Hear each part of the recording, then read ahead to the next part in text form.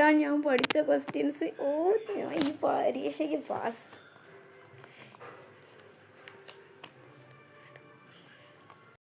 എനിക്ക് ആ second question ഒന്ന് കിട്ടിയിരുന്നെങ്കിലോ. അവളോട് ചോദിക്കാം, അവളെല്ലാം പറഞ്ഞു തരും.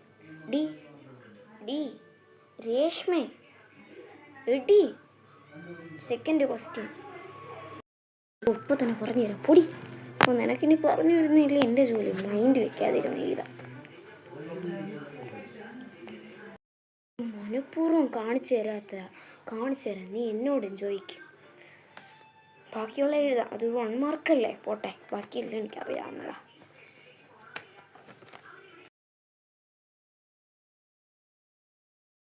അയ്യോ, ഇതെല്ലാം സിമ്പിൾ ക്വസ്റ്റ്യനാണ്. പക്ഷേ ഈ തേർഡ് ക്വസ്റ്റ്യൻ്റെ ആൻസർ എന്താ?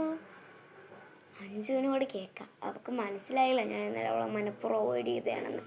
അവൾ എന്തായാലും എനിക്ക് പറഞ്ഞു തരും. Anju third question. തേർഡ് ഇച്ചിരി കണ്ണ് ചൊറിയുന്ന ടീച്ചറെ. നിനക്ക് ഞാൻ കാണിച്ചു തരാം. നീ ഇന്നലെ ചോദിച്ചപ്പോൾ എനിക്ക് എന്താ പറഞ്ഞു തന്നെ? ഒന്നുമില്ല, ഞാൻ കേൾക്കാത്ത പോലെ ഇരിക്കും.